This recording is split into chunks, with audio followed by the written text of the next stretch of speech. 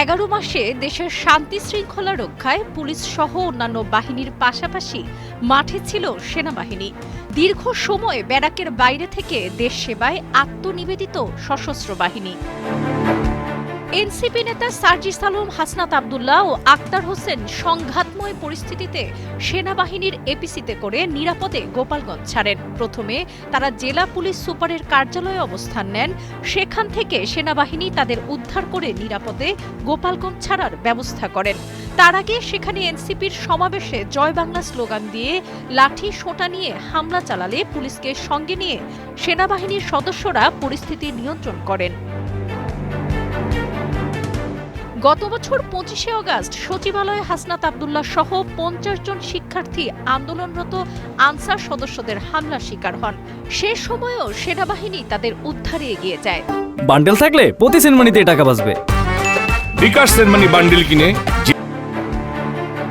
অন্তর্বর্তী সরকারের প্রধান উপদেষ্টাও 24-এর ছাত্র জনতার অভ্যুত্থান এবং পরবর্তী সময়ে দেশ সেবায় সেনাবাহিনীর ভূমিকার ব্যাপক প্রশংসা করেন। সেনাবাহিনীর সদর দপ্তরে সেনা সদর নির্বাচনী পর্ষদ 2024-এর উদ্বোধনী অনুষ্ঠানে অধ্যাপক ডক্টর মোহাম্মদ ইউনুস বলেন, দেশের ক্রান্তিলগ্নে বাংলাদেশ সেনাবাহিনী মানুষের পাশে এসে দাঁড়িয়েছে। নানা পরিস্থিতিতে সেনাবাহিনীকে নিয়ে অনেকেই প্রশ্ন তুলেছেন, কেউ কেউ সোশ্যাল মিডিয়ায় বিরূপ মন্তব্যও করেছেন। তবে সেনাবাহিনী এসব বিষয়ে তেমন প্রতিক্রিয়া দেখায়নি। তারা আগেও যেমন দায়িত্বে ছিলেন, এখনও তেমনই মাঠে সক্রিয় রয়েছেন। গতকাল পুলিশ, সেনা, বিজিবি সহ সবার সহায়তায় গোপালগঞ্জের পরিস্থিতি নিয়ন্ত্রণে আসে বলে জানান অতিরিক্ত কারা কর্নেল মোহাম্মদ তানভীর হোসেন। পরিস্থিতিতে আপনারা দেখেছেন যে ইনিশিয়ালি আমাদের যে ইন্টেলিজেন্স রিপোর্ট ছিল সেটার ভিত্তিতে আমরা প্রথম থেকে এখানে ব্যবস্থা নিয়েছি। এছাড়া আমাদের কারারক্ষীদের, তারপর এখানে যিনি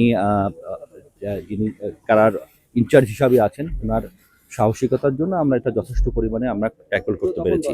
বাট এটা হচ্ছে ভেতরের পার্টটুকু, বাইরের পার্টটুকু আমাদের জন্য অলমোস্ট আনটেনেবল হয়ে যাচ্ছিল যদি এখানে আমাদের সেনাবাহিনী, পরবর্তীতে বিজিবি এবং পুলিশরা এসে সহায়তা না করতো।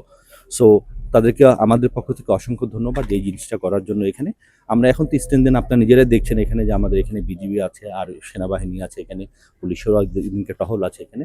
সুতরাং গতকালকের চেয়ে আজকের পরিস্থিতি অনেক বেটার এবং আশা করি আমরা এই জিনিসটাকে কাটিয়ে উঠতে পেরেছি এবং ভবিষ্যতে আমরা আরও সতর্ক থাকব।